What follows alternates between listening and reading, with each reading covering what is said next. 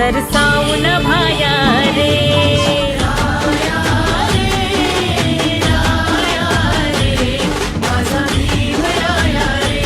माझा भीमराया रे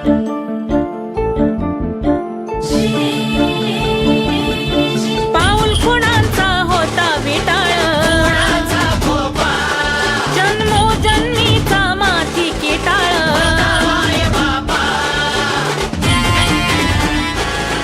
पाऊल खुणांचा होता विटाळ कुणाचा खोपा